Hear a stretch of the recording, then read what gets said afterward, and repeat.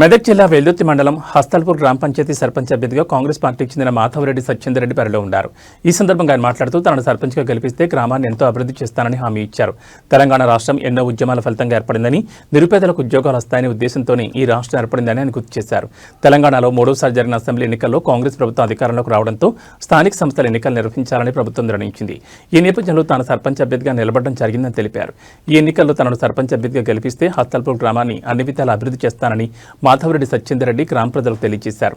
ఈ ప్రచార కార్యక్రమంలో సత్యేందర్రెడ్డితో పాటు తాజా మాజీ ఉప సర్పంచ్ రమేష్, పెంటారెడ్డి, శేఖర్, వార్డు సభ్యులు, ఇతర నాయకులు మరియు గ్రామస్తులు పెద్ద సంఖ్యలో పాల్గొన్నారు.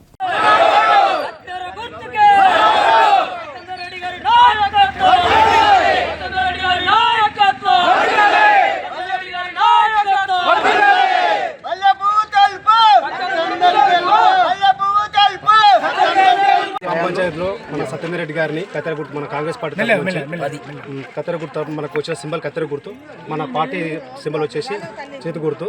మన కాంగ్రెస్ పార్టీ నుంచి అభ్యర్థిగా సత్యేందర్రెడ్డి గారిని నిల్చోబెట్టడం జరిగింది. హస్తాల్పూర్లో ప్రాబ్లం ఏంటంటే యాక్చువల్గా 2-3 ఏళ్ళ నుంచి చాలా ఇబ్బందులు ఉండే, 10 సంవత్సరాల నుంచి చాలా ఇబ్బందులు ఉండే కేసీఆర్ ప్రభుత్వంలో. ప్రస్తుతానికి రేవంత్ రెడ్డి పాలన వచ్చి నుంచి మాకు ఎటువంటి అధికారం లేకపోయినా సత్యేందర్రెడ్డి గారు సీసీ రోడ్లు వేయించారు, మన ఇందిరా మిల్లు ఇచ్చారు, మన అలాగే మన సీఎం రిలీఫ్ ఫండ్లు ఇచ్చారు. దాంతోపాటు చిన్న చిన్న కార్యక్రమాలైనా విలేజ్ల పండుగ కానీ ఏవైనా అయినప్పుడు ప్రతి ఒక్కరికి అందుబాటులో ఉండి లైటింగ్ కానీ ఏమన్నా అన్ని సమస్యలు తీర్చారు. అలాగే మళ్ళీ నీటి సమస్య ఉన్నా కూడా మన హస్తల్పూర్లో ప్రతి ఇంటికి నల్ల సౌకర్యం ఉన్నా కూడా కొంతమందికి వాటర్ రాలేదు.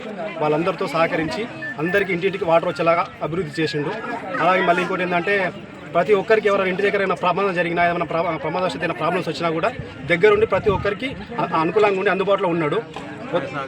ఇవన్నీ మన కాంగ్రెస్ గవర్నమెంట్ని జరుగుతున్నాయి కాబట్టి మనమందరం ఖచ్చితంగా కాంగ్రెస్ పార్టీ తరఫున నిలబడ సత్యేందర్రెడ్డి గారికి ఓటు చేసి ఆయనకు ఘనంగా విజయం అందించాలని ప్రత్యేకంగా హస్తల్పూర్ గ్రామ ప్రజలందరికీ కోరుతున్నాను. ఏం చెప్పినామంటే ఎవరి ఇల్లు వాళ్ళకి మాకు వద్దు, ఒక దగ్గర మేము అన్నాం అనేవారకల్లా ఆ 12 ఎటు పోయినాయో, ఏ దొంగ తినిపోయాడు, ఏ లంగా తినిపోయాడు, మాకు మాత్రం మాకు ఇల్లు.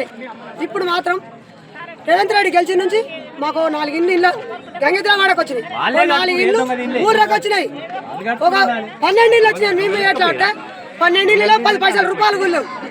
అయ్యో నీళ్ళు లేవు అన్న అంటే ఇంటి ముందరికి పోతే నీళ్ళ సంగతి కూడా నాకే చెప్తావా, ఓడిపోయినా ఇప్పుడు అయిపోయింది సర్పంచ్ల దానం అన్నారు. నీళ్ళు లేవంటే అదే మా ఉప సర్పంచ్ ఉంటే ప్రతి పోరు ఉప సర్పంచ్ చేయగానే మాకు కరెంట్ వేపిస్తుంది. ఊరు రొక్కలు కూడా పట్టించుకోలేదు నీళ్ళ గురించి. నీళ్ళు లేకపోతే కుర్మాల బోర్ల కాడ, గొడ్డుముక్కలు అక్కడ బోర్ల కాడ ఆడ ఈడ తొక్కుంటే మా రమేష్ ఉండే పట్టుకొని మాకు నీళ్ళ సాయం చేసి మంది ఎవరు కూడా చేయలేరు, ఎవరు ముందుకు రాలేదు. కాలిపోయినప్పుడల్లా రమేష్ చేసిండు. మాకు ఇప్పుడు ఈ రోజు హస్తాల్పూర్లో కాంగ్రెస్ ప్రభుత్వం ఓర్పుతున్నారు.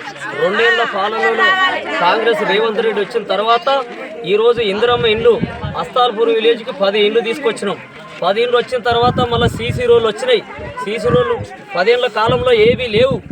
2 సంవత్సరాల తర్వాత సీసీ రోడ్లు హస్తాల్పూర్కి తీసుకురావడం జరిగింది. అదే ఇందిరమ్మ రాజ్యం అనేది, అది ఇందిరమ్మ రాజ్యంలో ఇల్లు, ఇందిరమ్మ రాజ్యంలో రేషన్ కార్డు, 200 యూనిట్లు కరెంటు, అన్ని 2 సంవత్సరాల తర్వాత తీసుకురావడం. కేసీఆర్ ప్రభుత్వంలో మాటలే తప్ప ఏమి జరగలే. బస్సు 2 సంవత్సరాల తర్వాత రేవంత్ రెడ్డి వచ్చిన తర్వాత బస్సు ఫ్రీ పెట్టడం జరిగింది. 200 యూనిట్ ఇంటింటికి ఉచిత కరెంటు ఇవ్వడం జరిగింది. మంచినీళ్ళు అనేది ఏది అనేది ఎక్కడ రేవంత్ రెడ్డి ఏ రోజైనా వదిలిపెట్టలే. 100% జనం మధ్యలో ఉన్నాడు, 100% జరగడం జరుగుతుంది.